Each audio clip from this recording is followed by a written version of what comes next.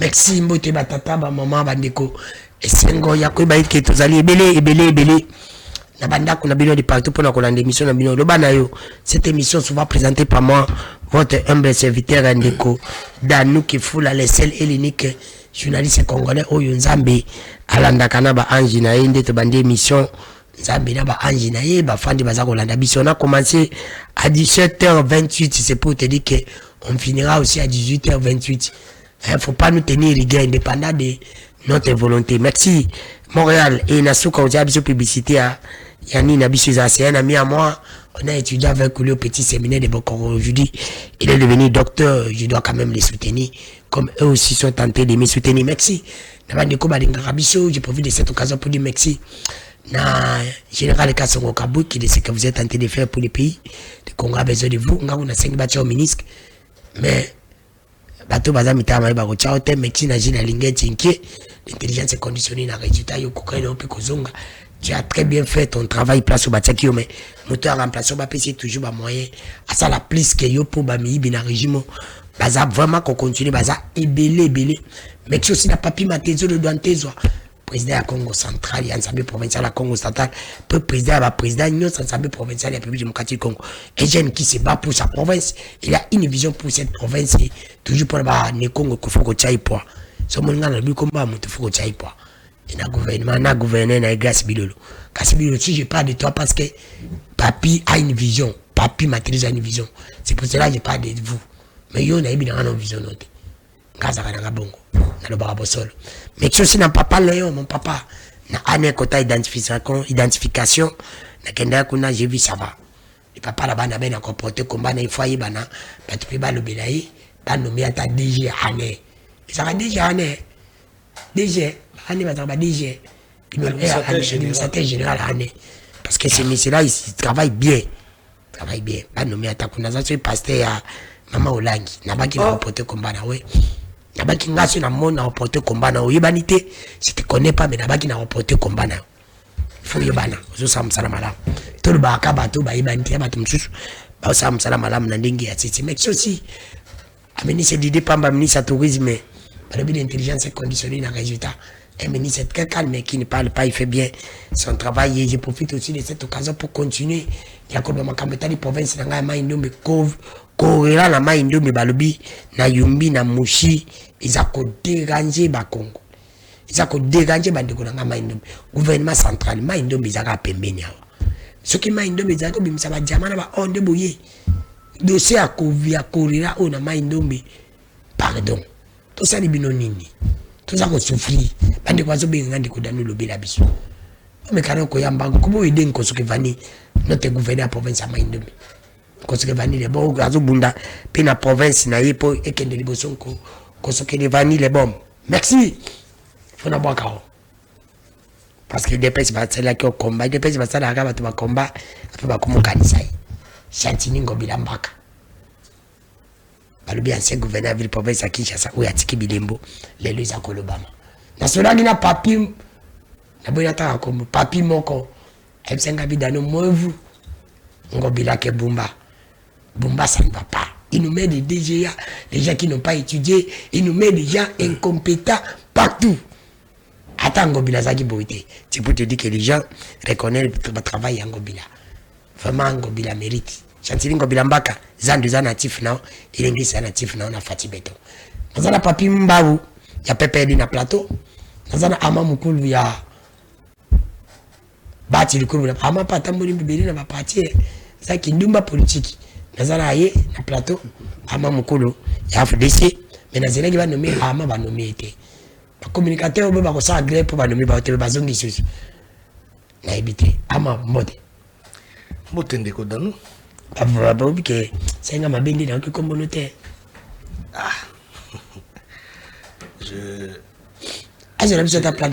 je manque même des mots. Je sais que opinion nationale na internationale c'est vrai bazana pour ça ba mon appel expertise na biso pour totamboli pe moi partout dans moi institution DG belé na moi maturité politique au peto komi na opinion sûrement azozela pas mon abiso tous signature quelque part Donc pourquoi pas comme mandataire, pourquoi pas ministre, parce qu'on en a des compétences. Mais taille en Zambie et ça taille en Zambie Nekodanu, bah force à nature. Donc je pense qu'il y a un abisso peso beta ekoya. Et donc nous sommes là, nous sommes au service de la nation. Et si ka oyo tozali ndenge tozo tambola, tozo meka toujours au service mboka na biso. Tango opportunité en ekoya. Je crois biso beto opesa oya biso mécanisme Boni FDC Bati Lukwebo. Bon, le professeur Bati Lukwebo n'est pas à Kinshasa, aza en dehors à la frontière na biso akenda pour na ba soins médicaux. Ba bela trop ba. Bon, même ndeti yo pour ebisinga mwanzo. Mais la beli ça fait combien d'années na beli? Ba mwanzo bela chaque année, chaque mois. Bon, checking en zoto. Même biso pesa la moi checking en zoto eba qu'est-ce qui se passe peut-être en zoto boujaki azana mikili ya poto pona moi ba soins médicaux. L'AFDCA se porte à merveille. Toujours continuer campagne à sensibilisation et à veille patriotique na mobilisation générale au yemoko autorité morale les professeurs Bahati Alansaki ndenge momoni toujours ça la mois tournée kobanda utokala na ba 2022 na prise à Bunagana. Suite logique na ngoto eko sala ngope awa bomonaki na Fikine et puis toye ko kende lisusu Lubumbashi to akendaki ko réarmer moral ya baimboka pe ya Katanga azongi toye to sali susu meeting amnene na stade municipal ya Masina et puis bon fédération pe ya Tchangu ils ont continué et puis la fédération mususu mais seulement de kodanu nous ont profité na micro non parce que aux journalistes au landamara mingi et puis Perfect Télévision na ba canon na bino landamaka mingi na autorité na ba service nyoso même na province pour na ko alerter et puis ko dénoncer ko condamner pillage macabre pillage barbare ou outil ko salama mbala ya mususu parce que déjà on doit le rappeler depuis l'occupation il y a la province, il y a Nord Kivu, na Sud Kivu. Rapidement. Professeur Bahati, aza parmi bato oyo, bazo subir ba atrocité à makasi, sinon na kokoloba azo subir ba choc ya makasi parce que ba investissement na ye nyoso oyo apesa ba Congolais misala. En tout cas bazo piller, bazo panza, comme on a même na minitso to sola nayo. Supermarché na ye oyo ya monene, mall na ye oyo ya monene ezali na Nord Kivu na minitso. Bazo piller en déjà to mona ki ba mituko ebande ko salisa même ba misala na ba flat hotel na ye deti ba orchidée ba hôtel Riveria ou même ba agresseur bazo en de force na Goma to Bukavu bazo piller saccager tout ce qui est identifié comme bien ou investissement appartenant à Bahati Lukwebo. Les agresseurs pillent bazo piller bazo saccager bazo boma.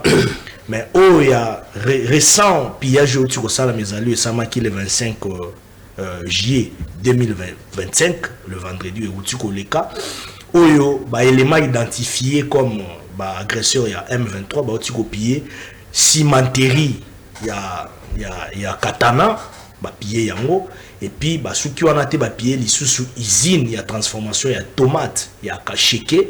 Nikodanu ezali lokola ndeti sabotage non seulement na personne ya Bahati pour na ko appauvrir ko rendre je ne sais pas moi instable mais eza on dirait bah c'est ça azora pe mbongo en pays la République azora pe mbongo pas Kabila c'est normal.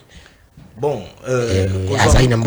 mbongo na ko investir ce sont des choses différentes. On rappelle matoke na mutuna na biso to nazo 600 pour bato mosusu nazo ki pe mo solo mais ba investir libanda.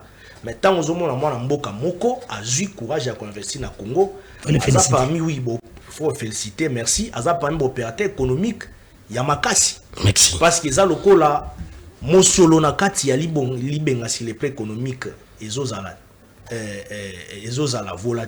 plutôt ezokota en instabilité mais aussi ils ont découragé même opérateurs économiques. Merci madame Boka. Donc ils ont choc mora makasi sont des millions d'investissements ba millions. Matériel bazui yango ba komi le quoi côté qu'on a ba mitraille et donc même ba matériel ba outils de travail ba machine o ça la nakata ba entreprise joane za na cimenterie et za la na usine ya transformation. On a fatigué béton. Bon, nous sommes ensemble. Ce qui se passe là-bas, ils ont sabotage. À cause de l'issue.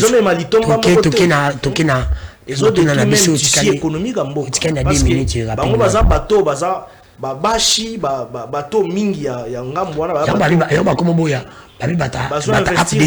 quand vous appelez dans des émissions, vous prenez le temps de l'émission pour parler seulement des bâtis au lieu de parler du sujet. Yango bâti akomana nabino. Vous parlez de votre même AFDC c'est bâti. Parlez de votre parti politique AFDC. Non, mais on vous accuse beaucoup. Quand on les touche, quand on vous accuse beaucoup, on va toucher à merci beaucoup. Tu as 2 minutes, tu as un dialogue. Est-ce qu'aujourd'hui, tout ça comme on a dialogue, dialogue, tout ça, gouvernement, le gouvernement national élargi au gouvernement patriote.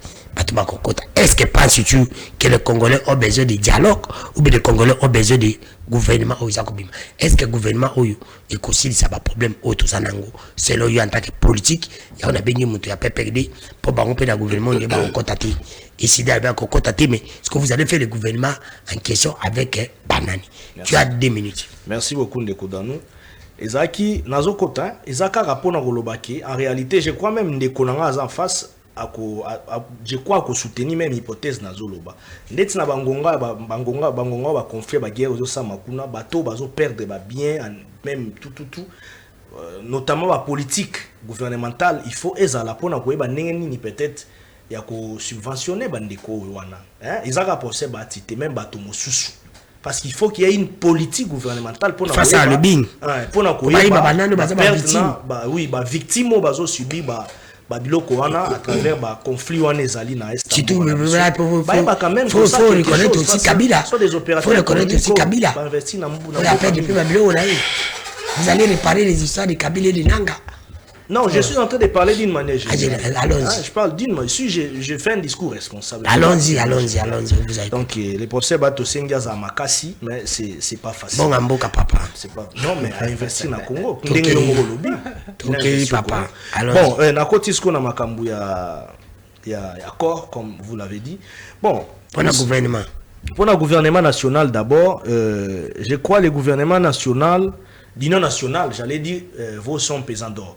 Et ça important. Et ça important, de un, d'abord, pour na cause en soubassement politique, ce qui réellement, dengue tozo kende, pour na dialogue mosusu parce que koki cause à la paix, et cause à pointer à l'horizon, on n'exclut pas aspect mosusu de dialogue. Il faut que un gouvernement moko politique comme soubassement politique. Soubassement institutionnel alors dans les gouvernements là tout le monde apparition il y a ba figure mususi opposition ba au quota pour na ko rejoindre biso l'opposition belé ba pour pas rejoindre bino photo que na dialogue ba sango mais c'est comme si tata Mokonziko ne veut pas parce qu'il avait annoncé au gouvernement la ministre na que je crois c'est ça ici vendredi ba cause à la tête et ça férié et ba vendredi kuna akutana na bato mususi et mais ça me le pas l'ingara a nommé mais ezaka selo imere nayi akomutambo ana kane kabo baba tambo na kabita kabo atali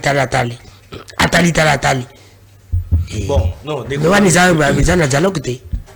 non non il faut comprendre et le moko je n'ai nulle part vu le président de la République à Lobaki aboyi soki ba proposition ya batu kwa non est-ce que yoki en oyokité et donc nous devons nous méfier d'abord na ba raccordement ya ba réseaux sociaux. Il faut tout l'ungwa na babiloko iso tambo. Mais bato pocho ba photo ke na dialogue ça les mito. Comment beaucoup de bato dans nous na lobi boye. Moi ici je tiens vous avez débouché le Kabila salaki. S'il vous plaît, ngai a nazo tenir discours moko responsable. Allons-y. Je pense que vous comprenez nga a nazo finga mututi. Moi je suis pas ici pour commencer à insulter oh non tel autre non. Na moment où tozali, nous sommes dans un moment crucial. Oh ezo senga to réfléchir, to tchamitou na biso na ko réfléchir comment nous devons faire pour aussi ça makambozo le kana estambo na biso. Bien que tozo condamné yango, bien que bat bazo kufa, piège zo salama ba violence, ezo salama ainsi de suite. Mais nous devons réfléchir tota neni to si c'est. Alors, le président de la République a mis biso na ba chemin. Donc qu'est-ce sur le plan diplomatique? Tomatici otobengaka sagesse sur le plan diplomatique. Yango moni to kei na accord ya Washington.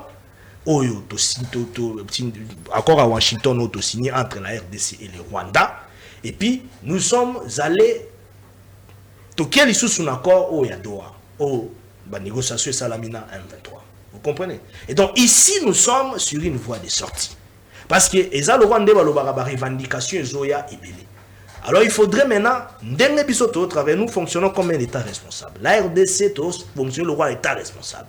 Tout le cas solution. Parce qu'on ne peut pas continuer à non, toujours le casco ba solution. Qu'est-ce que nous devons faire? On monte qui n'a pas voix diplomatique, qui est encore à Washington.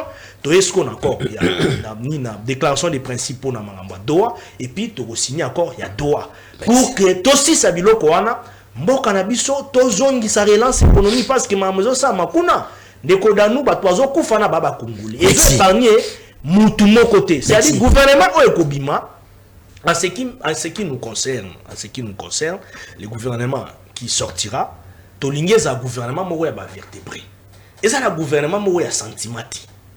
Et ça le gouvernement mo ko ya sous pour na ko bakisa frustration té. Surtout même na kata union sacrée. Pourquoi j'ai dit ça? Merci. Moi mboka papi Mbao Pepeli. Mbote na yo. Et ça fait très longtemps. Les condoléances d'abord, parce qu'on s'est appelé dernièrement, vous m'avez dit que vous avez perdu votre papa. J'étais profite aussi de cette occasion pour te souhaiter quand même mes condoléances. Et ils sont forts. L'handicap Abisso. Oui, Nanzela Abisso va faire. Iyo ndeko na sepeli mingi na boyambi na oya poko alelo pour que tu partager plateau na ndeko nanga Armand Mukulu ya kala ya PPD. Merci ndeko. Oui bon. Vous allez la FCC.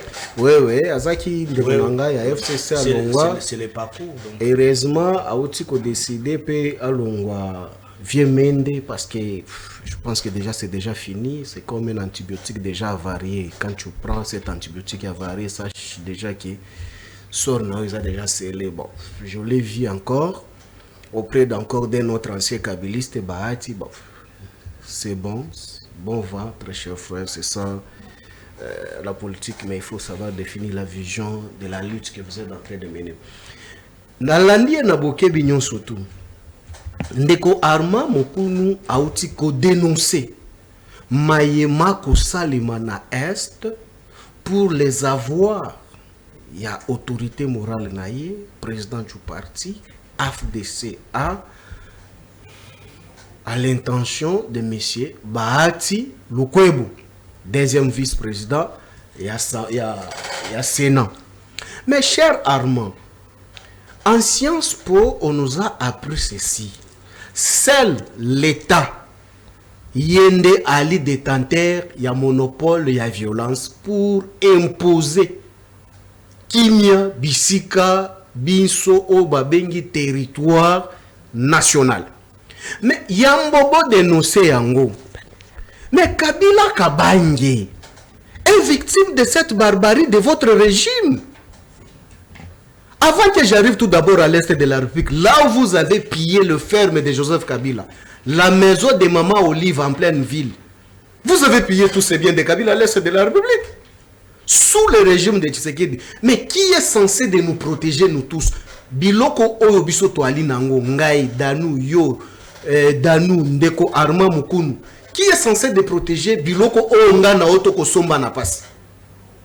C'est le régime. Le régime est incarné par qui? Par M. Chilombo. C'est le président. Mais oui. C'est lui le commandant suprême, le magistrat suprême. C'est lui. Donc, des titres honorifiques au Bapesa qui est, c'est par rapport à la responsabilité lui confiée par l'État. L'État est à Léviathan, a la compétence de neutraliser, de mettre hors tas de nuire, Bayeba, Sobali, n'a pas intention ya mabe ya kobebisa. Quand on pillait Kabila à l'Est, c'était bien, il fallait qu'on pille. Quand on pillait la maison de Maman Olive, détruite à niveau zéro, c'était bon, il fallait piller. Quand on est venu piller au GLM de Kabila, c'était bon, il fallait piller. Quand on est allé à 17e rue, on a pillé les biens de Kabila, emporté Mitoukanae, groupe électrogène, bien Andako Ekei. C'était bon. Quand on pille, c'est bâti. Non, tu connais Kende. Quand on part encore piller à Kachamata, on a pillé Kachamata, on a emporté le véhicule, des drones, tout ça, Ekei. C'était bon parce que c'était Kabila. Oui, il faut piller Kabila. Voilà. Quand on est allé piller encore la Kundelungu, c'est bon, il faut encore piller. Quand on pille partout pour Kabila, c'est bon. D'ailleurs, c'est plus pire pour Kabila. Pourquoi? Parce que même là où l'autorité de l'État sait qu'on prétend vraiment avoir, ezali ko gérer, mais ba copier ba Congomani. Tout le monde a une vidéo virale là, ndako ya batu mususu baza na esta, ba piller ngo batu bako na je na ba salle de banini ba piscine na ye, ndako komema biloko. Tout le monde yango kaka na Kinshasa. Mais wana batu ba lobele yango te. Mais ce qu'on soit qui va piller ya Bahati, Bahati ali collaborateur ya Tshisekedi. Comment est-ce que Tshisekedi a protégé Bahati? Mais si déjà les gens du régime est dans l'incapacité de le protéger, maintenant qui du reste, moi Mbao et toi Danou, sort na biso zandeni. Si déjà Bahati, deuxième vice-président à Sénat, l'État naïe, au place Azali, autorité en pleine mission, na minute otolo banabona qui ba image naïe, azana mission libanda mboka na musala l'État. Baza incapable de protéger bilo onaïte. Mais si quoi, il y a biso ba opposant là, il protéger. Mais non, soyons sérieux. Soyons sérieux. Moi, je pense que c'est là. C'est déjà, c'est une jungle que nous sommes en train de vivre. Ba pied à Bahati surtout. Ça nous dit ni frère ni chaud. Parce qu'il y a biso ya Kabila pe basi ba pied. Mais si tu comptes ça. Tous de la PR qui s'est dit pas que l'on a pouvoir. Tout le monde appelle le comportement. Tout le monde appelle le comportement ya ba Congomani ne ba côté. Ça que comme tu as ma vie. Comme tu as malamu ezande chez biso sous la biso banque. Oyebi na pe perdre. To lali to la mukibo. Est-ce que oyebi que siège na biso ba piango? Siège na biso ya Swende. Vous allez me payer locataire ba pied. Non, siège ya Sendo ba piango les autres ba locataire. Kuna na Pumbu to ba locataire. To ba locataire de ba pied yango. Mais ce que qui va payer ya bato régime à Tshisekedi de biso to lela. Tout c'est pénico. Ba pied ba on pe kitoko. Mutema mabe to parce que ya bango ba payer biso mutema malamu bato nzambe. Biso to bete la bango maboko. C'est pour dire que cher Armand, nous courons un danger. Donc tu es en train de souffrir, tu travailles dans le service de l'État, tu trouves un peu de quelque chose, tu t'organises, tu construis ou soit tu achètes un bien. Mais l'un de ces 4 matins comme ça, il peut s'organiser un groupe de délinquants, bah payer yango. Et puis par la suite, tu dois venir ici sur le plateau, monsieur, vous blaguez avec qui? Le régime a l'obligation de nous protéger, vous et moi. Lorsque le régime est réputé démissionnaire, voilà les actes que nous sommes en train de vivre aujourd'hui. Bahati investi, bah piller. Même la boucherie na yo to ka o a kendo sala abattoir na na Uganda, bah piller yango pe kuna. Donc c'est quelque chose qui ne peut pas vraiment nous mettre à l'aise, mais on a eu le temps de le dire. Pourquoi? Parce que c'est le problème, il y a l'État. À l'époque de Kabila, Tangela nganda ko ya opposant au Baipia na Congo. Sous tozaka na bango. Tobando gérer na bango. Na Mende et les autres. Tangela nganda ko opposant au Baipia la période na biso. Ou bien entreprise, il y a opposant, ou bien il y a homme au pouvoir, Baipia ka yango na période na biso. Il s'appellerait qui? Ah, mais c'est ça, je dis. Donc, quand l'absence y a l'État Zali, il faut instaurer les pouvoirs publics de l'État pour nous protéger. Il y a un monde dans le qui nous. L'État y a absent. Kuluna na gombe. Kuluna. Oh, les images sont virales. Je veux qui moi-même. Et puis, la place Nini, ce n'est pas Gombe, il y a côté la frontière avec les communes de Lingua. Non, non. Au centre. Baboundi. Gombe côté vers Boulevard Tchatch. Babundi na ba machette pendant 1 heure d'état sans interruption et puis bakandia ta mon côté bango le surtout bapimbo. Mais c'est gravissime. Gombe. Mais aujourd'hui, on va parler encore de pouvoir public de l'État. Tout est dialogue, tout est gouvernement. Gouvernement tu sais, non. Alors, est-ce que vous êtes sûr que la population attend gouvernement ou la population à cause de la dialogue? C'est ça que je suis en train de t'expliquer. Tu sais que même pour aller travailler au gouvernement, même Ndenge Ndekonanga Azolingaba nommé, tu peux être ministre. Quand tu es en insécurité, tu vas travailler comment? Tu es au travail, au lieu que nos chéons n'ont pas bazo pillé. Ou bien, na famille n'a pas bazo pillé, bazo traumatisé. Bon, tu ne sauras pas. Il faut établir tout d'abord l'autorité de l'État. De ce côté ici, Mobondo fait succès dans l'espace Nabino. Tous vous êtes de même espace. Il y a de certains coins. Bino, vous n'avez pas compétence d'entrer dans les espaces là où Mobondo est en train de régner. Mais vous n'en parlez pas. Sauf que na otu ele kuna, Bangole et les Lengola, il y a des choses les gens s'entretuent là-bas. Mais vous n'en parlez pas. Ici à Kinshasa, au moins on a ba matete parce que Arma connaît matete plus que moi. Matete kulula batuba okata na maboko, mutu bakati le boko en plein jour. Na rai na masina bakati batuba maboko. Mais tu te rends compte que non, aujourd'hui, la capitale, déjà, si nous sommes en train de vivre cette atrocité-là, c'est normal, même si Banoma comme ministre. Mais et c'est un nini soke sécurité za na niveau wana. Lelo na Kinshasa obiso so tout ebi Kinshasa oyo. Mutu nyo soit ko uta kife soit ko uta. Mais c'est à cause de bino tout ça. Sécurité. Parce que yo na place na bino yo na. À cause de bino. Yo kana anu nana. Kabila tani. Bakuluna tika bangwa. Même Kabila nita. Mais oui, yo kana expliquer délinquance, je ne peux pas nier ici que non délinquance wana de la rue où ils allaient quitter. Oui, mais les taux délinquance, c'est ça partout, même dans les pays où il y a une économie très stable que nous. Mais les taux que je suis en train de parler aujourd'hui, yo les lots, au cas où on a venu na yo, place yo na ebi au Vandakawana, au traverser un peu au bima couloir, et quand c'est déversé na pont tamboyo, à 19h20, au cas les kakuna les lots. Aux anani pour les kakuna. Tu ne peux pas passer. Est-ce qu'à l'époque de Kabila, c'était comme ça que chez toi, n'a quoi venu na yo? Émission Mobimbaka la dénonce. Non, je suis en train de répondre l'irresponsabilité à régime Nabarma. C'est l'absence de régime Nabango. Quand la yo danou e barakeno congolais non surtout kinois non surtout. Azutan ebele ko le ganga non. Allons-y. Oyebi ke kinois non surtout ezala ke keno so ki auti na ba commune non surtout. Si il se retrouve na commune à Gombe, il se sent en sécurité. Ce qui n'est pas le cas aujourd'hui. Na boulevard ni ko tambola. OK, mais c'est maintenant tout continue na mutuna. Ante dialogue na gouvernement oyo. Et là on y peut placer cause la selo. Bon.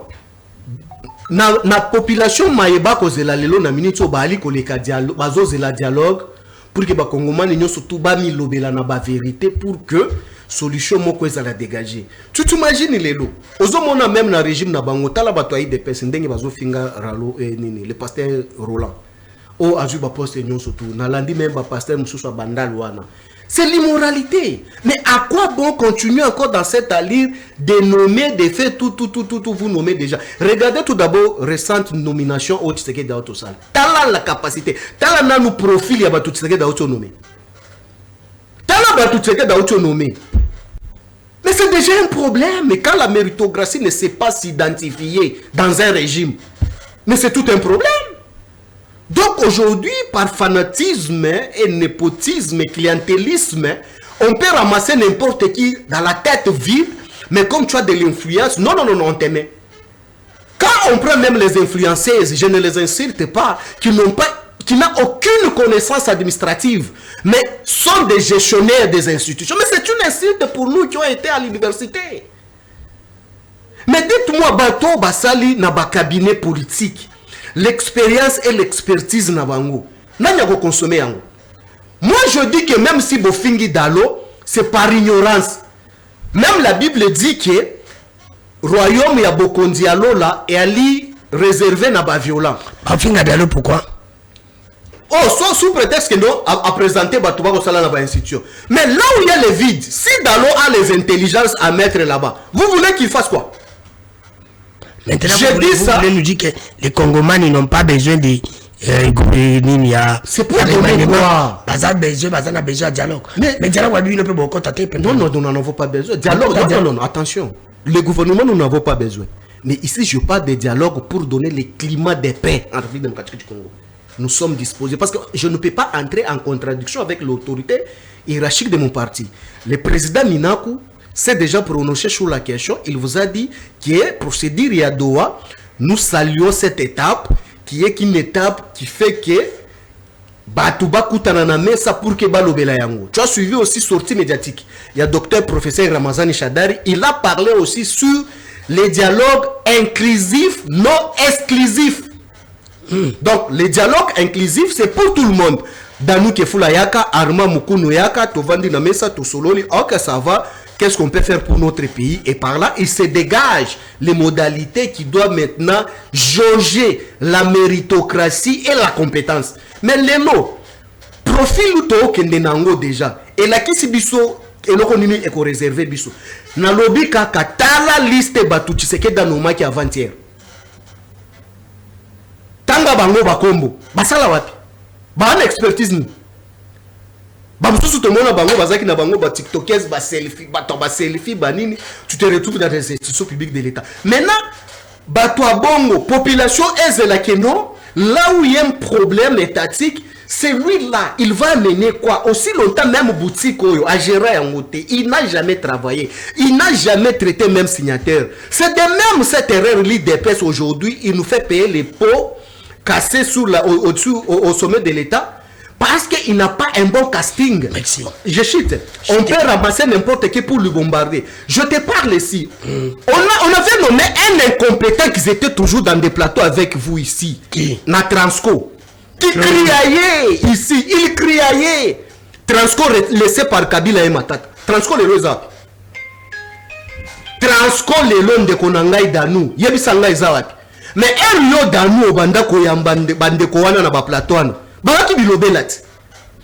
Mais baye batu basala ta na ba cabinet politique ou bien na ba institution moko kingandi ba monaka bango te pona ko suisse na nini na compétence na bango mais bazui ba incompétent venant de l'école buissonnaire sous les bois. Voilà le Transco ici. Merci. Et ce qui va péter Kabila, comme il est déjà séché de l'intelligibilité politique, il est incapable de proposer. Mais si Dalo a les intelligences qui peuvent combler ces vides là, qu'est-ce qu'il fait? Moi, je conseillerais Monsieur Dalo, le pasteur de Cirquois, même le gouvernement Wekobima, s'il a l'occasion de placer quand même 40 fidèles naïs, s'il a l'occasion même de bourgmestre, il faut qu'il les fasse.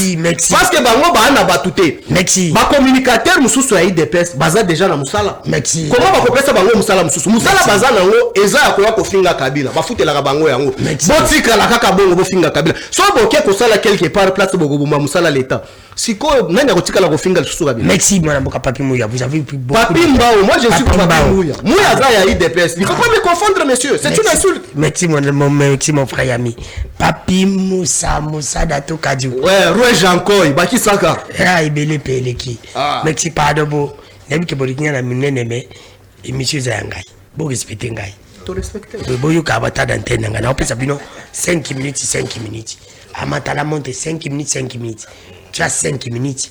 Papier à lobby, la population va causer la dialogue, vrai dialogue, mais pas dialogue, il y a ma bête, gouvernement va causer la côté. Vous avez 5 minutes. Merci. Ok, merci beaucoup pour la parole. Nangina Bossanelo Komoko. Alors, il y a une émission, surtout pour nous dénoncer, parce que c'est un fait social. Nous sommes appelés à la responsabilité lorsque nous sommes au ministère. Ton moto, il y a une institution. Madame la ministre, actuellement, à l'éducation nationale, est pestée à l'époque. Raïssa, quelque chose. Madame la ministre brille dans l'incompétence. Il est devenu sacré. Mais oui, mais il faut que nous sortions le parce que va changer. Tout le monde est incompétent là-bas. Mais ceux qui a conçu, il peut faire l'élément contraire. Mais oui. Mon frère, c'est pas dit que parce que sur l'union sacrée, si quelque part il y a des insuffisances, pour te lire amélioration pour Namboka. Mon frère, dans nous qui fout la tille, le ban a souffrir pour notre bulletin. Oui, bien ou non? Oh, bazo souffrir pour ma peste mobile. Mais non, quand tu n'as papier, papa, il n'y en a pas jusque là. Oh, ndeko danou kaka ndenge to tambolaka. Bato ka balandaka biso ne to likana ba télévision et pas na bino. Ndebo pesa na biso opportunité. Ba contacter nga ba benga ba bino to vandi pe trop en silence. Tu réfléchis trop en solo et aussi mba souté. Ba ndeko yaka. Ndeko danou na kei na entreprise o ba benga Senapi. Ouais, imprimerie. Na kei na Senapi na service national des approvisionnements et imprimerie Senapi en cycle. Yango nde simbaka mayo wana etali ndeti kosala babiloko to bengi ba bulletin babiloko wana o nyoso yi document o bachaka na disposition ya ba institution lokola epesta à l'époque lelo ministère de l'éducation nationale. Or selon les informations à ma possession, non, c'est un pays qui t'a disponible même demain, je peux aller avec toi parce que tu es journaliste. Ça va, on va partir. On doit aller avec toi demain pour qu'il nous inquiète. On s'en appelle dossier sur Yama. Parce qu'on doit aider les pays. Nérodanou, à la NAPI, dans un service d'archives, il y a un problème ici. C'est leur service archives Madame la ministre actuelle a. Ils exigeraient, ils exigeraient, il y a un service, ils exigeraient les pourcentages. Pour la nini, pour basa la nini, bazwa ba bulletin oh déjà Senapi azwa qui yango déjà imprimé bazwa qui yango outil dans libande yé bazui même ba conteneur non ba gene ko ba conteneur nango déjà na matadi eyé na Bolloré eyé eza déjà na Senapi mais madame wana ils auraient pour y na ba service na bande côté ils auraient exigé pourcentage na bango. Et donc, bah, ça un pourcentage na bango pour bango bah ça nini bandima ba bulletin wana oh ba bulletin wana eza ba bulletin moko eza en tout cas na ba norme ya mam na zolo ba pour ça service ça la kayango merci tokei et donc bulletin zali nango eza plus de 2 600 000 bulletins cartonnés ezali déjà wana Senapi mais maman wana alingité ye bango ba lobby selon ba lobby ils auraient souhaité kaka ils auraient exigé ma pourcentage na alors bah comme ce qu'on a mané ba luka ba ça yambata oh yambata on a oh ya nini ya nini ya Senapi et Rosanne Mokote c'était la même chose même à l'époque ya nani tout le monde yo on a mo comme bilité zate ba luki ba ke osesa so ki yambata oh bango bazo continuer toujours ko reconnaître be fort ya bakonga ba bi à l'époque ba konga Bakonga n'est qu'on respecte procédure. Babi abane vraiment qu'on respecte. C'est pas question kabiliste ou quoi zemboka s'il vous plaît dans nous. Babi Bakonga abane qu'on respecte procédure. Hier Zaki Senapi Moussano ezanini ko sala bio eza selon ba norme ya ministère on OK yo ça Moussano. Donc il y a un problème habité ezala gité. OK to ta sujet pas. Non eza pas si peu. Lobi na zone na bengi soko moza mo pandisa ngo etana OK ne to non mais ma kuna. Na point de presse kuna.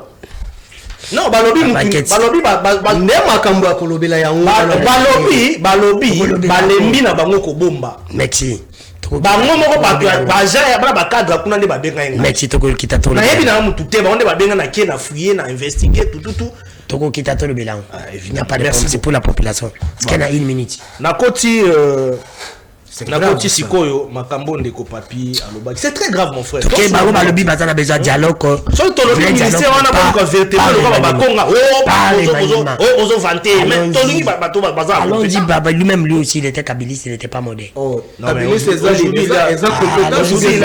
il n'est pas compris il n'est pas modèle kasi bossa la koleka yet il n'est pas modèle bon ndeko danou lui qui avait dit d'abord à lobby qui est le longwa français battre le bazali kabiliste ça je m'insiste. Non j'ai dit ancien kabiliste. Non s'il vous plaît. Oui s'il vous plaît. Mais j'aime beaucoup ça débat na loko la bino pour la maturité politique. Ti nga na lobby. Mais allons dit mon tata alobi aza ancien kabiliste. Oh le président l'honorable président battu le kwebo oya parti na biso FDC atikala atamba la moto aux kabiliste. Mais il a été collaborateur de l'ancien président Joseph Kabila. Bah, je n'ai pas Tshisekedi. Non, il n'est pas Tshisekedi. C'est un social-démocrate. Ah, ça, Tshisekedi, c'était un kabiliste, mais il a été ancien collaborateur de Joseph Kabila. C'est l'histoire. On les a histoire. On te revoit mais ça, histoire. Donc, Atikala aux kabiliste, ça, c'est de 1. Deuxièmement,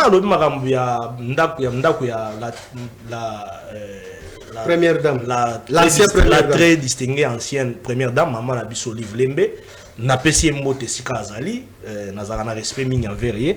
Alors makambo yanda kunendenge ba sakaje. Il y a eu des sanctions, ba sanctions azala, il ça c'est une procédure. Et puis est-ce que que batongo babima déjà na maka? Bon ça je sais pas, on est en justice. C'est là où Tobeta c'était toloba, il faut des éléments judiciaires ya malam bato, il faut réellement baya pour le populisme et baya basa musala. Parce qu'en réalité il fait ba condamnation et ça donc ainsi de suite. Deuxièmement le makambo ya ba pillage ya ndeti ya ba kashamanta consort na ba kingakati. En tout cas c'est conseil kingakati ou kashamanta, je n'ai pas entendu parler d'un certain pillage. Donc, il y a eu des réquisitions. Alors, il limiter tout ça, tu vas revenir sur ça. Il y a eu des réquisitions et Salamaki. Non, perquisition, ce n'est pas prendre les biens d'autrui. Tu viens chez Armand, au sein de perquisition, aux yeux télévision Armand. S'il vous plaît, il y a eu des perquisitions et des réquisitions et Salamaki sur le plan judiciaire. Il faut balander la banque. Moi, je ne suis pas dans un discours irresponsable comme certains communicants. Ça, ce n'est pas il faut balander la banque. Il faut balander la banque. nakoti siko na ma basala bino ndeni na makambo ya sujet on a une minute non mais nazo nettoyer na mais non mais on dit beaucoup de temps ya lobi boye alors n'importe ya Joseph Kabila ate esika moko te batikalaka koyoko ba piller loko ya mourir bon ba siège ya IDPS bande ko piller c'est j'ai des personnes s'il vous plaît on peut parler s'il vous plaît papa ngana yo tozala en ancienne majorité même ba siège ya IDPS bande ko piller ba piller te ba siège ba fali yo ba s'il vous plaît papa n'importe quel Kabila est-ce que Fayou Lazaka dans le siège s'il vous plaît sur le Lazaka dans le siège s'il vous plaît rassemblement ba pays ba sakaja ba marche muketo bazo bombarder ba nini bazo beta bato ba nini ba Gaza il y a des gens même ba kanga bo arbitrairement ainsi de suite des pièges c'est-à-dire quoi nazo sepela na makambo wana ti nazo condamner yango mais il faut reconnaître que ezalaka pe makambo ebande ko zala mabe à un moment donné il y a violence ezalaka pe par des individus qui créent aussi des situations pe ya mabe na kata mboka pe au créer ba violence n'époque même il y a ancien président Joseph Kabila il y en avait au gros le baté qu'on non nyonso zaki malamu à l'époque là non c'est comme aujourd'hui s'il y a des choses qui se passent à un moment donné na ba côté mususu d'une manière brutale ngana za pour yango te ngana koko ya ndimata na mona bazo brutaliser mutu mo arbitrairement to eloko ya moto ngama mukulu na ba zise kutima malamu ndenge na koleli na moi expérience tozui na vie na ko dialogue inde kalbi bato zila remaniement te ba zila vrai dialogue il a raison il a tort tout que 30 secondes na esiko na makambo wana ya remaniement ou bazo zela kaka dialogue consort pour les kuluna banda lelote mais il faut to bunda pour ici là parce que même à l'époque ezala ya Mobutu ba pratique on les a besoin à comment et ça la Kabila le fils il y en avait même actuellement le régime nabiso il y en a c'est la raison pour laquelle il faut ba lukabacha même na ministère affaires ya nini ya intérieur il faut bacha moto OK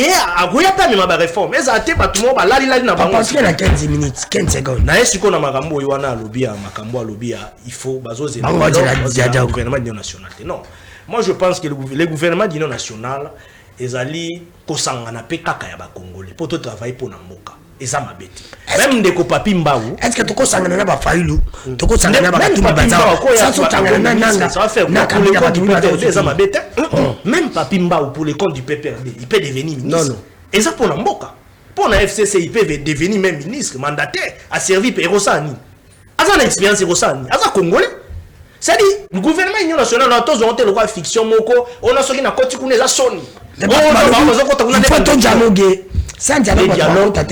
d'ailleurs na brèche wana fongola nous AFDCA tolobi yango tozoloba yango partout que biso tozo adhérer na démarche nyonso mokonza mboka kosala pona kimia na mboka nous sommes même un parti politique responsable toi un parti politique irresponsable tolobi boye ezala Doha ezala Washington ezala ba nini ba discussion directe ndenge ba nina Doha avec les M23 nous voulons la paix nous mais comment on dit la paix on dit la paix on dit bobim kolo AFDC kolo AFDC sur AFDC ezali Kabila mais même Kabila on dit ça AFC bobi ezali Kabila même ça sur Kabila ngo est-ce que bolingi kimia bolingi des autres bon vous voyez sur ce plan là il y a une situation je dirais très triangulaire qu'il ne faudrait pas aborder avec légèreté. Moi je suis un responsable politique dans nous. Je te le répète encore, tu ne verras jamais nga arma na la télévision na ba discours ya ko finga ya buzoba. C'est une situation très compliquée au ba konza mboka bazo gérer yango. Bazo gérer ba ebi est-ce que manière bazo gérer yango c'est l'autre bazo gérer yango bien. Parce que comment tozo linga paix, tozo linga so sambana mutwana. Non mais écoutez, non ko ça l'ancien président de la République Mabé c'est trop dur ko ba ko ça Mabé c'est trop dur. C'est une action judiciaire, n'est pas immunité. Aujourd'hui le support que aujourd'hui il est congolais. Parce que Samisi Batangi, bon pour hypothèse qui n'est pas congolais. Non mais moi je n'ai jamais dit que Kabila a rwandais. Non, il faut que tanga ba combat bato ba ya goloba merci. Moi je suis responsable. Aza muta déjà imboka. Alors, ce qui est na ba fayo asali parce que zela na tangela yo. S'il vous plaît, non. S'il y a des failles, on trouve que justice azolandela parce que justice azona ba élément o yazomona atie surier azolandela mais na lobité que azaso ki rwandais non merci akamamboka si on trouve que quelque part exemple makambo faut pas landela par rapport à mamezo le kana esta mboka na biso mutu mona kali kwa ni bazate alobi ke bango baza ba républicain pour na bango nyonso président ko sala bango ba ko soutenir c'est pour dire le président de la république yimoko azali ko senga to kende na gouvernement oya ba ko benga ngo ya l'âge union nationale il faut accepter ba ko nommer au ministre ce n'est pas mauvais ça 5 minutes ngai ko travailler na nani na Félix vous apprendre Bon, tu travailles dans une live. Beaucoup de plus kabiliste plus que toi. Azaba poste que le caillou. Il va konga ganga. Alors ce Kabila le la pouvoir. Il y a tout qui va comme pas. Bakonga yom tu ta poste bien. Non. Bakonga yo can expliquer. Bakonga c'est un opportuniste. Il avait saisi seulement l'opportunité d'être ce qu'il était à l'époque de Kabila. Il n'était pas kabiliste comme moi. Moi je suis kabiliste depuis musée. Je suis kabiliste par état d'esprit. Je ne suis pas kabiliste par l'environnement comme les autres que tu me cites les noms. Non. Je suis kabiliste par état d'esprit, conviction. Il y a une nuance et différence pour que on mélange nanga na bangote. Je m'explique un peu par rapport à Yamaye Ndeko Arma Otikoloba. Alobi ke Ndeko Bahati atikala kozala kabiliste. Non, vous êtes intellectuel, je vous admire. Il ne faut pas faire la confusion, il faut savoir faire les distinguos des mots qu'on utilise en français. Bahati, quand il est arrivé, Bahati était membre de la société civile. Bahati n'était pas politique. Quand Mouzé est arrivé, Bahati n'était pas membre, il n'était pas il n'était pas politique. C'était un membre de la société civile. Donc je ferme la parenthèse pour ne pas aller au-delà. Bahati est arrivé auprès de Kabila, il a évolué auprès de Kabila, c'est après avoir évolué auprès de Kabila, c'est là on créa AFDC. À l'époque, ce n'était pas AFDCA. Tu comprends? Mais si aujourd'hui, on peut dire que non, Bahati n'était pas moi. Il y a les interviews que lui-même s'est dit kabiliste comme depuis Soumouabilo, kabiliste inconditionnel. Oui, ça veut dire qui c'est qui dit. C'est qui dit, c'est plus que même Maman Marthe. Qui Qui Pius. Mais comment? Mais c'est grave. Donc c'est pour dire que nous devons couper cette hémorragie de cette immoralité. Cet renouvellement de la classe politique n'est pas par des individus ou des personnes physiques. Le renouvellement de la classe politique se passe à la tête dans la manière de faire les choses. Lorsque on fait mal les choses, nous tombions encore trop bas que les immoraux qui nous font mal aujourd'hui. Ça, c'est un point qu'il faut. Je parlais sur cette responsabilité de l'État et ne m'a pas rencontré pour dire les responsabilités d'État pour que Tolobayango. Aujourd'hui, les compétences commencent au sommet, ça descend, Tinamokila. Lorsque vous voulez faire le gouvernement Soumino Adé, est-ce que Soumino elle est compétente? Est-ce que je mets au défi mon débatteur en face de moi, qu'il me parle les points forts de la compétence justifiée de la première ministre Soumino, en dehors de l'incompétence qui brouille au sommet de l'État, à la présidence. Nous sommes à la primature, étant dans le système bicéphale. Donne-moi la compétence de Madame Soumino. Est-ce que tu sais que les 145 territoires d'EPL, c'est elle qui était le géniteur, qui était la gestionnaire. Il y a 145 territoires, elle a un ministère à plan. Est-ce que Lélo, Armand Moukoun, chez vous dans l'espace Bandundu, montrez-moi les résultats de Madame Soumino avec 145 territoires. Nabandundu Batongini. Pour ne pas parler chez moi parce que vous allez dire que c'est au Katanga. Chez vous dans l'espace Grand Bandundu. Sango, votre collègue journaliste, est allé là-bas à Kouti, 50 sacs à ciment, aussi, et comment ma banga, là-bas. On a mis ce qui mouton. Non, Sango mouton. À Kiti, à sali investigation, à l'Axibino, ba image na espace Nabino. Il y a 145 territoires de Tongi Wapi. Mais c'est elle. Mais maintenant qu'il vous fait bilan, il y a premier ministre au sommet de l'État. Lorsque Aliko dénonçait Makambo, Makambo dénoncé habilité, c'est grave, c'est crime. Ça, c'est un crime. Mais cette compétence-là est sanctionnée par qui? Par Simeno. Est-ce que Makambo, yo, Nini, Ndekonanga, Armo, Zoloban, Simeno a bien voté? C'est l'incompétence là qui est au ministère, il y a enseignement. Elle en dépend de qui direct? Mais si toi tu es en possession, tu n'es ni membre du gouvernement, tu es en possession de cette information, est-ce que tu es sûr que c'était la première ministre n'est pas informée? Et qu'est-ce qui te rassure que nous bateau Anapi Makambo Baloba qui a pourcentage, même Yaza intéressé? Ou bien il n'est pas dedans? Mais c'est un conglomérat des opportunistes, les incompétents notoires. Les gens qui sont là par l'occasion des jouissances. Les immoraux. Les immoraux. Les gens bakabola kambongo, ceux qui mbongo et koti bakaboli na nous jouissance. Donc on réfléchir après. Yango yo, bazui mbongo habilité à bana balini bali obe yango. Jouissance to kotala nanu après. Kotala après bana bazui habilité na papier. Mais bato boye boye lisusu bo sangana na bango na plateau moko auto kambaboka. Bake banome lisusu ba tiktokers. Mais tiktokers aye ko sala nini? Azwa lisusu mbongo abi asomba chombo ya makasi. iPad ko banda ko filmer ye akena na nini na Dubai a se filmer na bikini na bino pebo ya kaka toko tapo. Non, yoka. Il faut pas mélanger les tochons et ba servir à place moko ndeko na ngai. Ça fait mal. Est-ce que ndeko danou, est-ce que okotanga ba signo ya mboka bisika tokomi lelo? Est-ce qu'on kotanga ba signo ya mboka? Est-ce que tu sais qu'en français on dit que ceux qui olingi ko détruire nation, olingi o détruire nation, bebisaka kaka la sinae. Ceux qui déjà au moni bato a régime Tshisekedi bae na courage nanu, batie gratuité et enseignement, bisika bali na incapacité ya kofuta babani ni bakongomani te o bakosala, bakie même na système à LMD na université, ba bebisi enseignement même à université. Bon dis-moi siko, bon pota qualité nini? Bulletin papier. Oyoki yemo comme toi régime, il y a un groupe de conglomérats de jusseurs qui se sont réunis à côté bako lingaba kende kosala bulletin ya mbata. Par rapport à l'habilité cartonnée. Mais c'est grave, c'est un crime. Et bah toi bongo, t'as la sous choix moussou à Tshisekedi à Sali pour nous nommer bango. Cela veut dire que nous sommes vraiment dans Mbrugio. Les lois makamboa que l'oba y a insécurité à l'obike na époque na biso ezali. Non, je n'ai pas nié. Il faut être immoral pour dire que non, na époque ya biso bakabiliste kulune zala kité. Non, ça serait la sorcellerie. Ezala qui oui.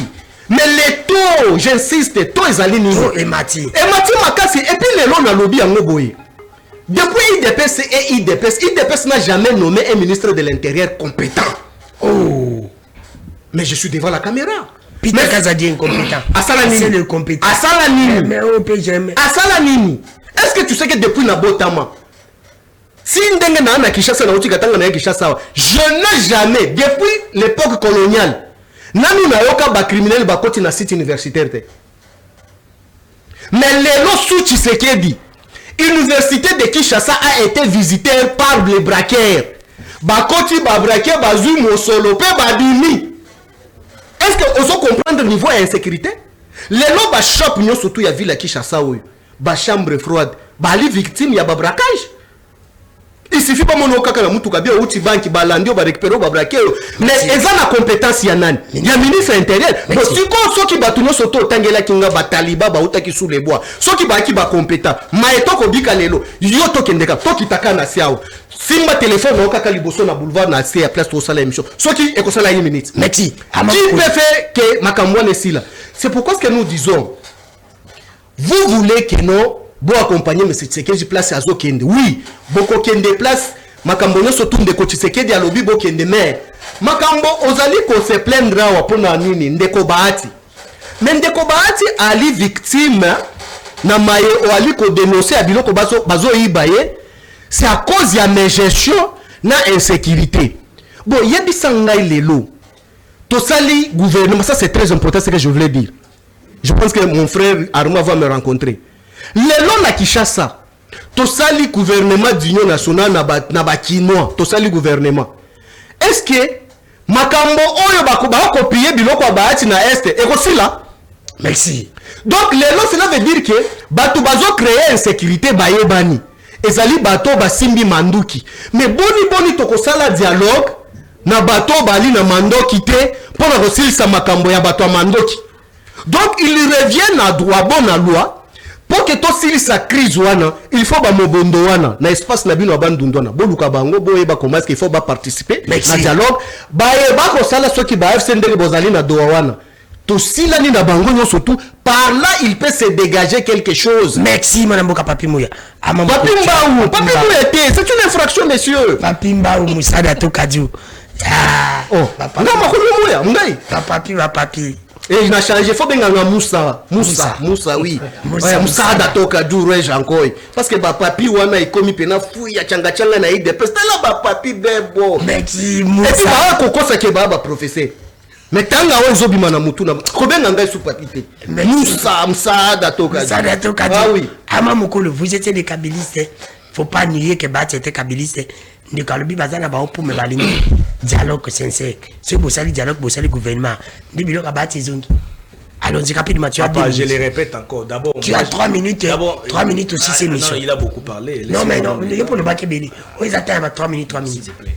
Non, 3 minutes. Ce qui me concerne, d'abord, je n'ai jamais été kabyliste. Je n'ai jamais été kabyliste. Moi, je partage la philosophie et la social-démocratie. Depuis quand même, j'étais dans le Mumbiste. C'est les démocrates social. Non, ils ont parti le Mumbiste. Alors nationaliste ou Mumbiste. Depuis la CC, je partageais déjà la philosophie et la social-démocratie. Bien qu'il y ait un maquillage sur le Mumbiste nationaliste. C'est pourquoi on a rejoint la FDCA parce qu'ils ont s'inscrit dans la philosophie.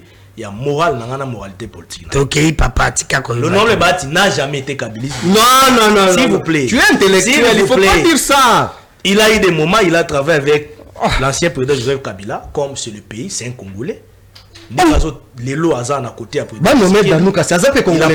Il apporte son apport dans quatre institutions, il y a Mboka. Donc, on est à débat moko, je crois, un peu des côtés. Naye siko na makamo est important.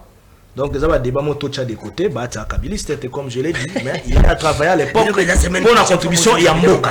Donc, c'est ça. Et donc, naye siko na makambo à lobby à gratuité enseignement, non. La gratuité de l'enseignement avec le président de la République, et même Libiso, Otobengi, Port et Belé. Plus ou moins 5 millions d'élèves va reprendre Kelasi. Mais Makamazo Lobaïza la souffrance, c'est vrai. Parce que tant que avec Bakonga, il y avait de l'allure. Mais allure Kiti. Pourquoi? Parce que casting, ils ont su à Malamoute. Ça, je l'ai dit. Mais ça, projet Moko, en tout cas, ambitieux.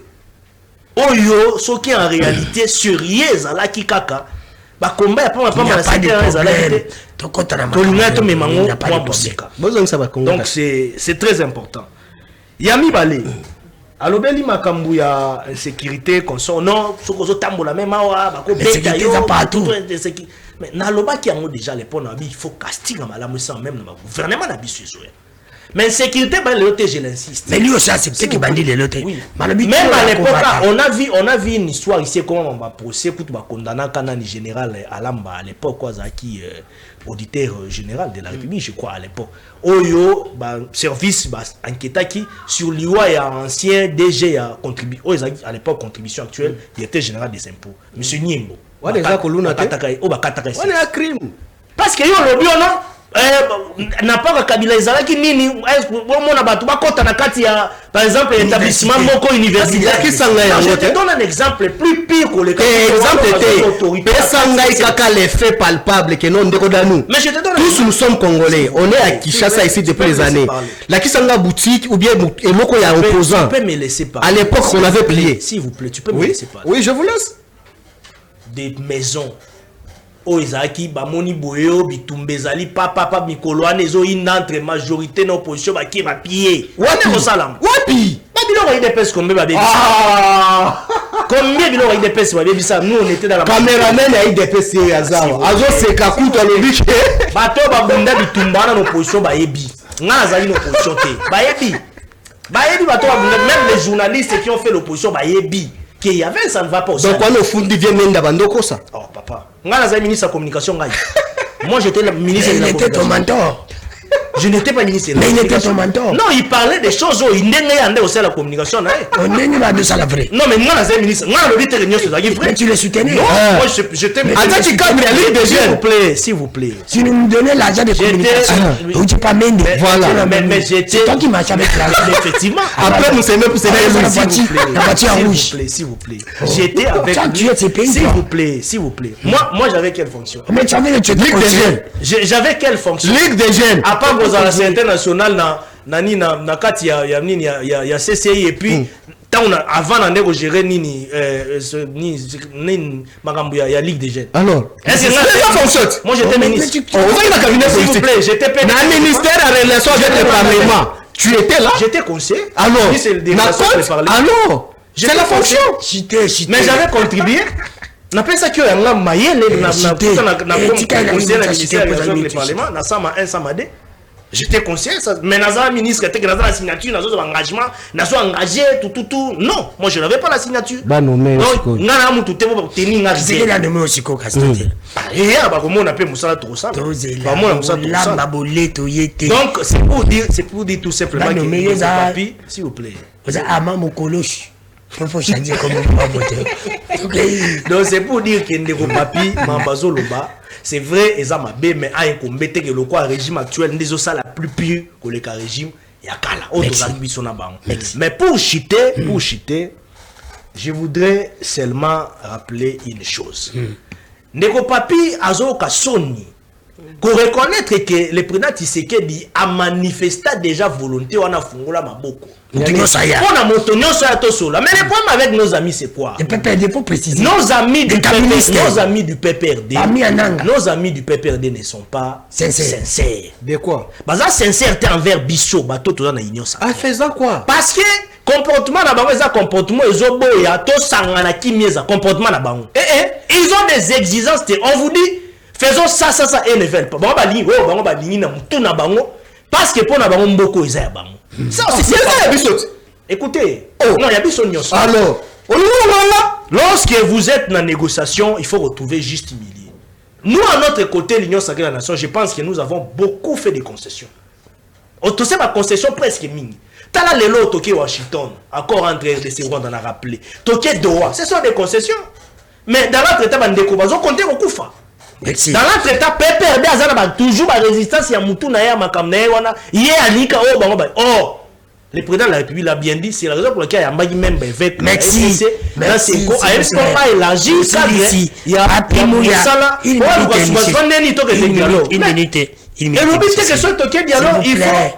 Quand ceux qui peut perdre dans le bibo yango non comment ça peut perdre papa Maxime comment ça peut perdre une minute tu finis l'émission il faut pas comprendre que moi poser biso nyonso bon to solo la photo lukakimia mais ça veut pas dire que moi la même position c'est fini ainsi de suite non ça c'est pas correct. Merci une minute Ndeko Dani qui est fou là une minute rapidement exact hier à lobby qui va concéder belé va concéder pas la biso na peut perdre ala qui s'abaye ba concéder les bango ba partenaire fiable na bango bisote oh bango ba na ba exigence bisoto lingi kimia bolingi ko saka na banane bolingi kimia boya copier ndako Kabila boya bokangi bande kwa Kabila vous êtes en train de nous arrêter nous enlever dès qu'il nous besoin de service non écoutez mais ba service ya nini ba service ezola on est ba service à Rwanda ou bien à Tanzanie mais alors vous le faites dans quelle famille? Donc, écoutez, Zala calme, messieurs. Mais attention, vous cherchez la paix, vous créez un procès politique contre Kabila. C'est la paix que vous êtes en train de chercher contre nous. Quelle justice politique? Je te mets au défi en tant qu'intellectuel. Je te mets au défi. Non, attention. C'est ce que je suis en train de t'expliquer maintenant. Oui. Maintenant, je réfléchis en tant qu'intellectuel là. Je te le mets au défi. Quand tu vas prendre la parole, détruire l'argumentaire langage scientifiquement. Ndeko Danou. Ndeko Arma, politiquement, scientifiquement, montre-moi les immunités de Kabila étant sénateur à vie. Le soubassement juridique des immunités de Kabila étant sénateur à vie est reposé sur quel acte? Est-ce que Kabila a les immunités comme sénateur à vie? Donne-moi les références juridiques. Kabila est un ancien président de la République avec ses immunités comme président de la République selon la loi organique protégeant les anciens président d'État, le président de la République et le chef du corps. C'est ça les immunités. Les immunités des sénateurs à vie n'existent pas. Il est sénateur à vie, c'est une suite logique de la fonction occupée étant président de la République. Bon, il y a du Sangai. Est-ce que le Sénat place par Baïti Loko Douazali? Kabila Zaki paye Kuna? Est-ce que la chaîne de dépenses de l'État reconnaît Kabila en tant que sénateur à vie? Il est comptabilisé dans le Sénat? Kabila est payé la chaîne de dépenses à l'État comme président de la République, malgré qu'il n'a jamais été payé. S'il était sénateur à vie. Comme ancien président. Oui, comme ancien président de la République, il n'a jamais été payé. Il n'a jamais été payé, je suis devant la caméra. La République a Kabila. Oh. Mais si aujourd'hui. On m'appelle à Banyonga qui s'est dit. Mais oui, il y a Souka et puis tu peux effacer en haut. Et puis, non, tu peux effacer.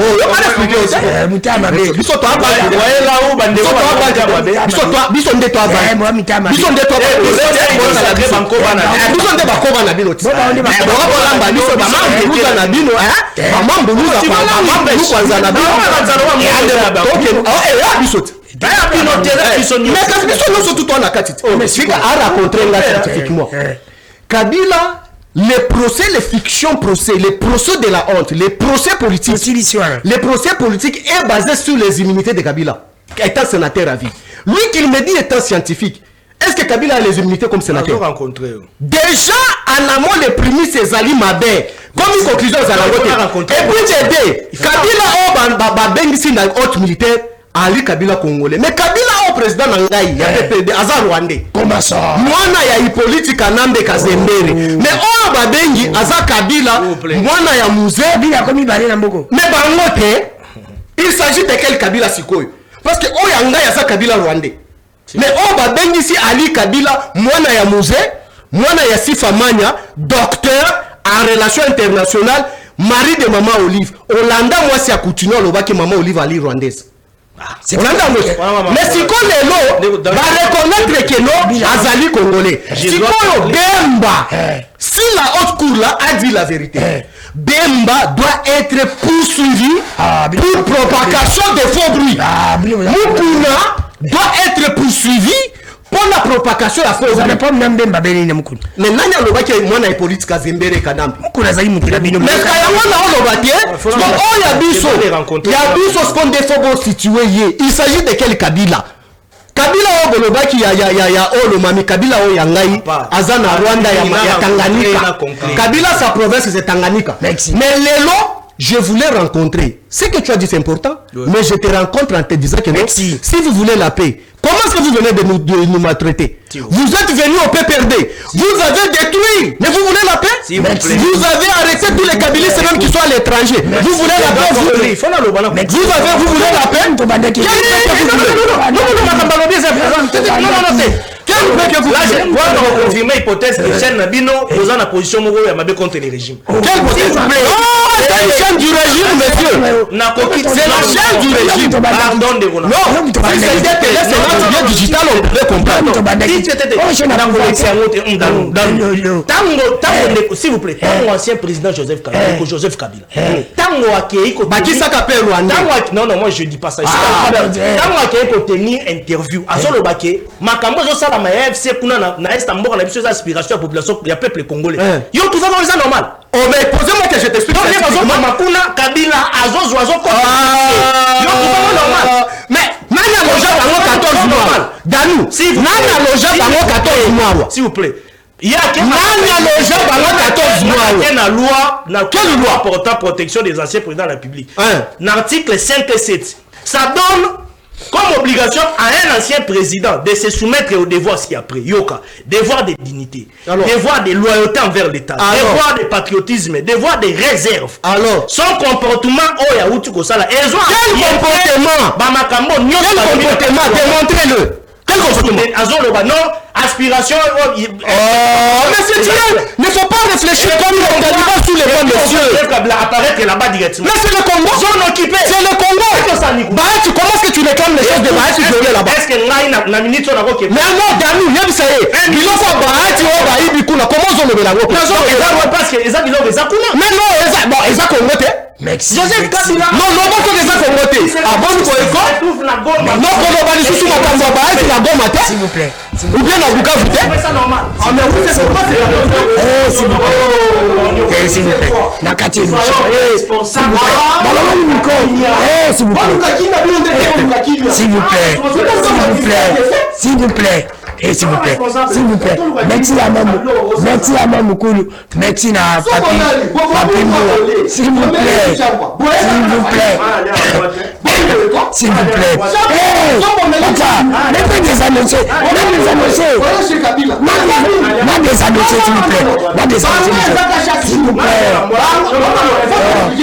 s'il vous plaît, je peux des annoncer, s'il vous plaît.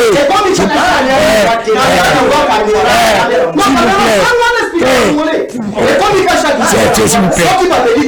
Kabila. S'il vous plaît, s'il est merci. Merci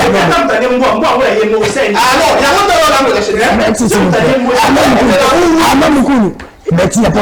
Merci pour avoir répondu à notre invitation. Merci à Papi Mbouya. Merci merci à Moussa Dato Kadjo. Il y a l'invité bien sûr Papité pour ma papier, ma professeur. Bazo plus un résultat. Merci l'équipe technique qui n'a pas de solution. Aujourd'hui vraiment on a largement dépassé. Je suis vraiment conscient. Vous allez m'excuser, indépendant de notre volonté. Ils ont merci vraiment à la radio.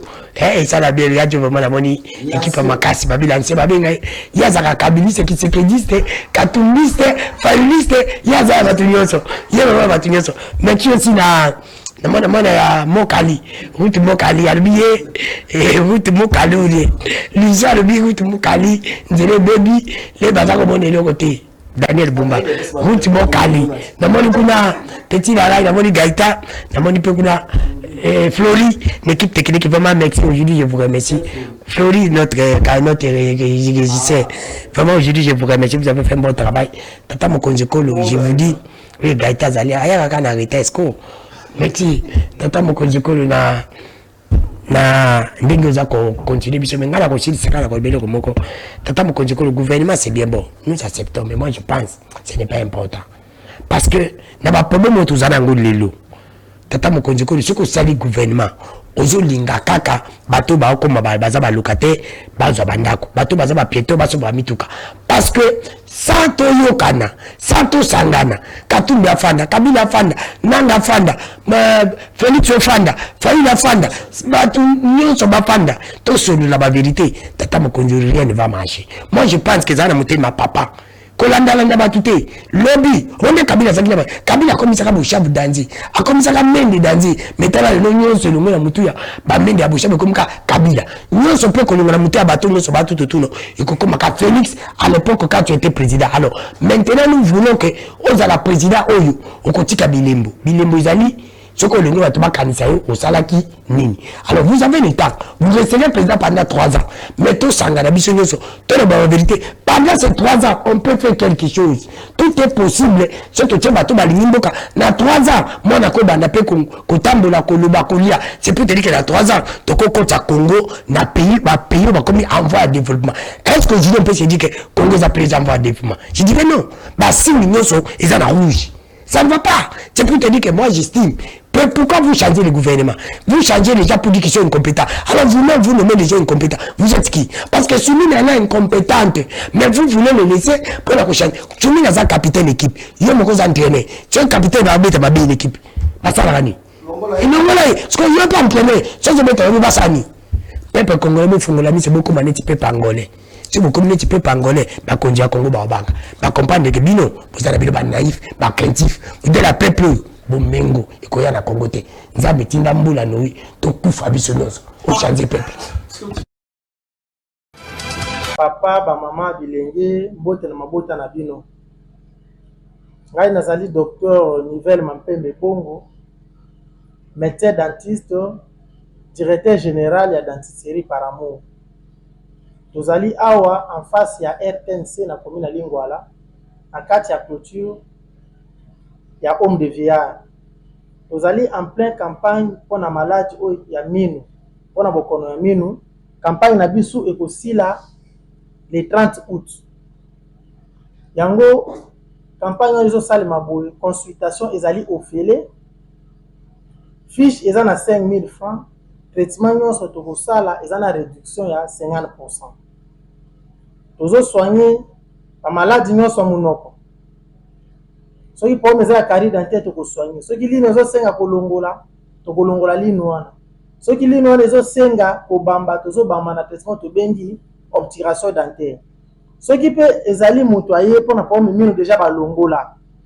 To pe bato tokolongola minu, tozo sala prothèse dentaire. Tozo sala prothèse fixe o etikala libela na munoko, na ba prothèse oyo balongolaka. Au lieu nango toute la journée au longona poko avo olala. Tozo sala pe ba pareil dentaire, ba pareil fixe pona bato minu etengama mosusu likolo mosusu na se tozo sala ba pareil wana. Pona bato pe munoko zo ya solo, tozo sala ba soin wana nyonso, tozo bongisa yango. mpona bato mine changer couleur komi jaune komi mwindu tosala batraitement nyonso ya monoko batraitement tobengi bablanchiment dentaire tokomisa mino pembe tosala bafacette dentaire tosala mpe bacouronne dentaire donc basoki nyonso ya monoko tozosala avec réduction ya 50%. yango bokomona na image moto toti kosoigne wana monoko ebandaki koya solo monoko ebebaki yango tosali traitement tobenga curettage paro tosali na badétartrage mpo tobongisa monoko na ye solo ezala lisusu te donc tozosala baso wana nyonso kandi toti koloba na réduction ya 50%. Numéro na biso ezali 089 54 52 111 089 54 52 111 081 59 63 487 081 59 63 487. yango tosengi na bino nyonso boya meme moto asalaki accident mbanga ekatani ou bien bamine ekatani aya atokozongisa mbanga na ye tozongisa mpe mine oyo ekatani na position yango.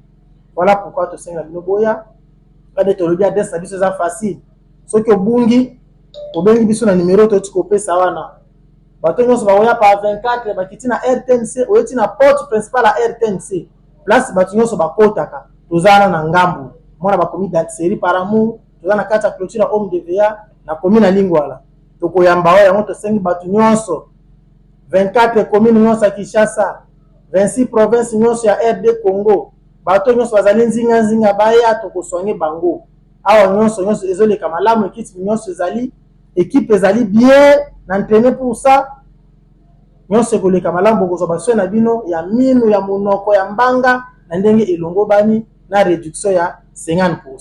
Merci beaucoup kimia na mabota na bino